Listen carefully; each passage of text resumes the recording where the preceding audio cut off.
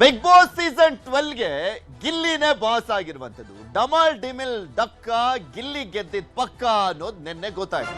Big Boss season 12ನ one man army ರೀತಿಯಲ್ಲಿ ಆವರಿಸಿಕೊಂಡಿದ್ದಂಥದ್ದು ಗಿಲ್ಲಿ. ಬಿಗ್ ಬಾಸ್ ಟ್ರೋಫಿಗೆ ಮುತ್ತಿಕ್ಕಿರುವಂಥದ್ದು ಮಂಡ್ಯ ಹೈದ. ಸಾಕಷ್ಟು ಕ್ರೇಜ್ ಅನ್ನ ಕ್ರಿಯೇಟ್ ಮಾಡಿದ್ರು ಈ ಬಾರಿ ಗಿಲ್ಲಿನೇ ಗೆಲ್ಲೋದು ಅಂತ ಅರ್ಧ ಸೀಸನ್ಗೆ ಬಂದಂತ ಸಂದರ್ಭದಲ್ಲಿ ಗೊತ್ತಾಗಿತ್ತು. ಆ ರೀತಿಯಾಗಿ ಬಿಗ್ ಬಾಸ್ ಒಂದ್ ಕಡೆ ಕನ್ನಡಿಗರನ್ನ ಸೆಳೆದಿತ್ತು ಮತ್ತು ಒಂದ್ ಕಡೆ ಗಿಲ್ಲಿ ಅದೆಲ್ಲದಕ್ಕಿಂತ ಸೆಳೆದಂತದ್ದು. ಫಸ್ಟ್ ರನ್ನರ್ ಅಪ್ ಆಗಿರುವಂತದ್ದು ರಕ್ಷಿತಾ ಶೆಟ್ಟಿ. ಮುಗಿಲು ಮುಟ್ಟಿರುವಂತದ್ದು ಗಿಲ್ಲಿ ಫ್ಯಾನ್ಸ್ಗಳ ಸಂಭ್ರಮ. ದೊಡ್ಡ ಅಭಿಯಾನನೇ ಮಾಡಿದ್ರು ಗಿಲ್ಲಿನೇ ಗೆಲ್ಲಬೇಕು ಅನ್ನುವಂತ ನಿಟ್ಟಿನಲ್ಲಿ, ಓಟನ್ನ ಹಾಕಿಸುವಂತ ನಿಟ್ಟಿನಲ್ಲೂ ಕೂಡ ಸಾಕಷ್ಟು ಅಭಿಯಾನವನ್ನ ಮಾಡಲಾಯಿತು ಗಿಲ್ಲಿಗೋಸ್ಕರ. ಗಿಲ್ಲಿ ನಟ ವಿನ್ ಆದ ಹಿನ್ನೆಲೆಯಲ್ಲಿ ಗಿಲ್ಲಿ ಹುಟ್ಟೂರು ದಡದಪುರದಲ್ಲಿ ಅಭಿಮಾನಿಗಳಿಂದ ಮೆರವಣಿಗೆ ಸಿದ್ಧತೆಯನ್ನು ಮಾಡಿಕೊಳ್ಳಲಾಗಿದೆ.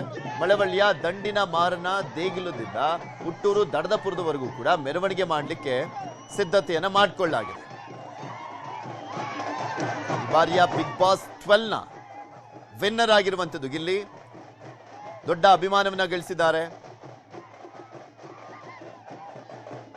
ಇನ್ನು ಬಿಗ್ ಬಾಸ್ ವಿನ್ನರ್ ಗಿಲ್ಲಿ ನಟ ನ್ಯೂಸ್ 18 ಜೊತೆ ಮಾತನಾಡಿದ್ದಾರೆ. ಬಿಗ್ ಬಾಸ್ ಜರ್ನಿ ಬಗ್ಗೆ ಗಿಲ್ಲಿ ನಟ ಮನಬಿಚ್ಚಿ ಮಾತನಾಡಿರುವಂಥದ್ದು ಏನ್ ಹೇಳಿದ್ರು ಕೇಳೋಣ.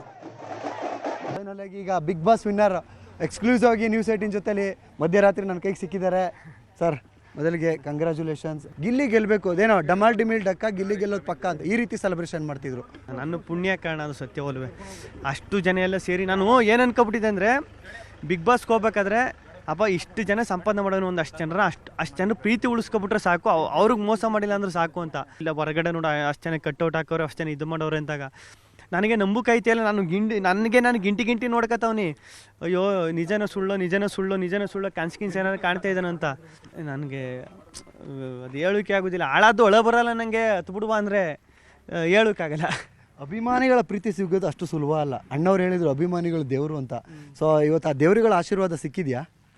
ಅಣ್ಣ ದೇವ್ರ ಆಶೀರ್ವಾದ ಎಕ್ಸ್ಟ್ರಾ ಸಿಕ್ಬಿಟ್ಟೈತೆ ನನಗೆ. ಅದೊಂದು ನನ್ನ ಪುಣ್ಯ. ಅದಾ ಹೆಂಗೆ ಹ್ಯಾಂಡ್ಲ್ ಮಾಡೋದು ಅಂತಲೇ ಗೊತ್ತಾಗೋಲ್ಲ ಒಂದೊಂದು ಟೈಮಲ್ಲಿ. ಅಯ್ಯೋ ಇಷ್ಟು ಜನ ಇಷ್ಟು ಪ್ರೀತಿ ತೋರಿಸ್ತಾರಲ್ಲಪ್ಪ, ಇವು ಹೆಂಗಪ್ಪ ಇಷ್ಟು ಪ್ರೀತಿನ ಆ ಯೋಗ್ಯತೆ ನನಗಿದೆಯೋ ಇಲ್ವೋ, ಆ ಅರ್ಹತೆ ನನಗಿದೆಯೋ ಇಲ್ವೋ ಅನ್ನಿಸ್ಬಿಡ್ತಾರೋ ಒಂದ್ಸತಿ. ನನಗೆ ಹಿಂಗೆ ಕೂತ್ಕೋಬೇಕು, ಕ್ಯಾಮ್ರಾವೇ ಹಿಂಗೆ ಮಾತಾಡಬೇಕು ಹಿಂಗೆ ಅಂತ ಒಂದು 7 ದಿನ ಆದಮೇಲೆ ಅಯ್ಯೋ ಏನು ಮಾಡ್ರೋ ಅಷ್ಟೇ ಬಿಡತ್ತಾಗೆ ಅಂದ್ಬಿಟ್ಟು ನಾನಾಗ್ಬಿಟ್ಟೆ. ಜಾಲಿಯಾಗಿ ಇದ್ಕೊಂಡು ರೇಗಿಸ್ಕೊಂಡು ಕಾಲು ಎಳ್ಕೊಂಡು ನಾನು ಹೆಂಗಿದ್ದೀನಿ ಹಂಗೆ ಇದ್ಬಿಟ್ಟೆ ಕಣ. ಅದು ಹೆಂಗಾಗ್ಬಿಡ್ತು ಅಂದರೆ ನನಗೆ ಕ್ಯಾಮ್ರಾ ಇರೋದೇ ಮರ್ತೋಗ್ಬಿಡ್ತು ಒಂದು ಲೆವೆಲ್ಗೆ. ಒಂದು ಮೂಮೆಂಟಲ್ಲಿ ಕ್ಯಾಮ್ರಾ ಇರೋದೇ ಮರ್ತೋಗಿ ಮಾತಾಡೋಕ್ಕೆ ಸ್ಟಾರ್ಟ್ ಮಾಡಿಬಿಟ್ಟೆ. ನಾನಾಗಿದ್ಬಿಟ್ಟೆ. ನಮ್ಮ ಹಳ್ಳಿ ಐಕ್ಳಿಗೆ ಮ್ಯಾಥ್ಸ್ನ ಕಬ್ಬಣದ ಕಡಲೆ ಅಂತೀವಿ. ಸೊ ಬಿಗ್ ಬಾಸ್ ಮನೇಲಿ ಯಾರು ನಿಮಗೆ ಟಫ್ ಆಗಿದ್ರು? ಎಲ್ಲ ಟಫ್ ಅಂತ ಹೇಳೋಣ. ಆಲ್ಮೋಸ್ಟು ಈಗ ಫೈನಲ್ಗೆ ಬತ್ತಾ ಈಗ ಫೈನಲ್ ಉಳ್ಕತ್ತ ಇದು ಎಕ್ಸ್ಪೆಕ್ಟೆಡ್ ಅನ್ಎಕ್ಸ್ಪೆಕ್ಟೆಡ್ ಅಂತ ಶೋ ಮಾಡೋರಲ್ಲ. ಇಲ್ಲೋಣ ಎಕ್ಸ್ಪೆಕ್ಟೆಡ್ ಅನ್ಎಕ್ಸ್ಪೆಕ್ಟೆಡ್ ಅಂತ ಶೋ ಮಾಡ್ತಿದ್ರಲ್ಲ, ಅದು ಶೋ ಪ್ಯಾಟರ್ನ್ ಇದ್ದಿದ್ದಂಗೆ ಅಲ್ವ ಎಕ್ಸ್ಪೆಕ್ಟೆಡ್ ಅನ್ಎಕ್ಸ್ಪೆಕ್ಟೆಡ್ ಅಂತ. ಯಾರ್ಯಾರೋ ಹೋಗ್ಬಿಟ್ರು ಮಧ್ಯದಲ್ಲಿ. ನನಗೆ ಆವಾಗ ತಲೆ ಕೆಟ್ಟೋಗ್ಬಿಡೋದು. ಇವ್ರು ಹೋಯ್ತವ್ರೆ ಇವ್ರು ಚೆನ್ನಾಗಿ ಆಡ್ತವ್ರೆ, ಹೆಂಗೆ ಆಡಬೇಕು ಏನು ಅಂತಾನೆ.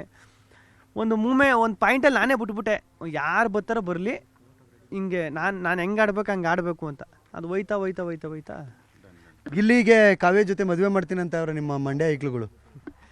ಅದು ಹೆಂಗಣೆ ಹೇಳ್ತೀರ, ಅದು ಟೈಮು ಕಂಕಣ ಬಗ್ಗೆ ಕೂಡ ಬರ್ಬೇಕಲ್ಲ ಎಲ್ಲದಕ್ಕೂ.